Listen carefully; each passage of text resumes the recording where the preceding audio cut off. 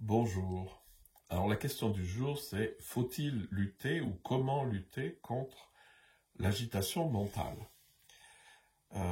Toutes les traditions et vous-même sans doute vous avez remarqué que l'agitation mentale c'est vraiment quelque chose qui nous empêche de descendre dans cet état profond, paisible, aimant, etc. qui est le fond de notre être et vers lequel la spiritualité se dirige. La première question, c'est juste de définir ce qu'est l'agitation mentale. L'agitation mentale, c'est vous avez un petit bocal, et puis dans le petit bocal, vous allez passer d'une image à une émotion, d'une émotion à une idée, d'une pensée à un souvenir, du souvenir à une image, et on va tourner comme ça dans le bocal mental. Et la vraie prise de conscience, c'est que l'agitation mentale ne vient pas des pensées, ni des souvenirs, ni de rien. L'agitation mentale vient du fait que l'attention soit instable. Parce que c'est pas les pensées qui sont instables, une pensée en elle-même n'est pas instable. Le train de 18h45 partir à voie 4, c'est pas une pensée instable du tout, c'est juste c'est posé. C'est très calme. Par contre, ce qui n'est pas calme, c'est si je fais ça, et puis je dis, ah mon Dieu, il faut aussi que je fasse ma valise et tout. Voilà. Donc le problème, c'est l'instabilité de l'attention. Ça, je vous en ai souvent parlé.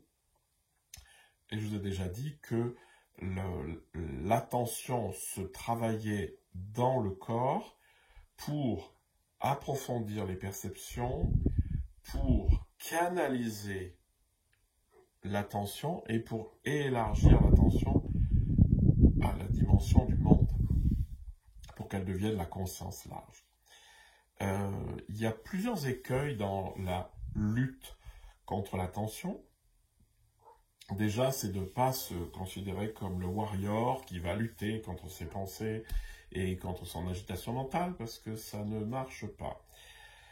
Tout effort est à bannir absolument de la pratique spirituelle. La seule chose qui fonctionne, c'est le lâcher prise, le lâcher de certaines choses, et aussi une certaine régularité, une certaine constance. Plusieurs écueils dans cette lutte contre les pensées agitées, ou plutôt contre l'attention agitée, les pensées, contre le mental agité. Le premier écueil, c'est la tentative d'arrêter les pensées. C'est-à-dire de mettre le couvercle de la cocotte minute et puis de tenir. Alors, à un moment donné, vous ne pourrez plus tenir et ça explosera. Donc, ce n'est pas du tout efficace.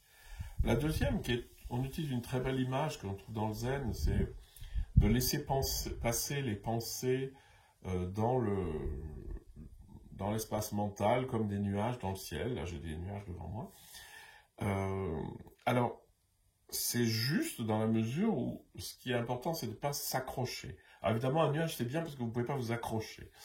Mais, d'un autre côté, il y a aussi cette espèce d'attente. Quel va être le prochain nuage? Est-ce qu'il y a des nuages? Où est le nuage? Il y a trop de nuages, etc.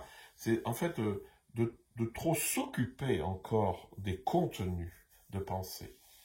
Parce que ce qui est vrai, c'est qu'à partir du moment où on a travaillé l'attention, qu'elle est large, il n'y a plus de pensées agitées. Il n'y a que les pensées dont je vais avoir besoin, là, tout de suite, pour gérer la vie. Donc, si j'ai besoin de répondre à quelqu'un, ça va venir. Si j'ai besoin de penser à quelque chose parce que je dois faire une action et ça me demande une certaine réflexion, ça viendra, mais ça vient du fond calme.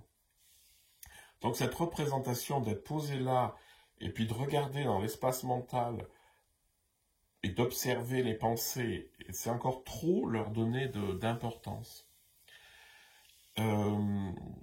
Donc la seule possibilité, la seule chose efficace, c'est de rentrer dans la présence au corps par tous les sens, de faire rentrer la réalité dans l'espace conscient, de diriger l'attention d'abord vers des petits objets, puis d'élargir ces objets, de passer à une vision large, à une écoute large, à une perception du corps large, et d'être dans cette présence à moi-même très forte, très, très posée, très solide, Et là, vous vous rendrez compte que l'agitation des pensées, ça n'a plus aucun sens.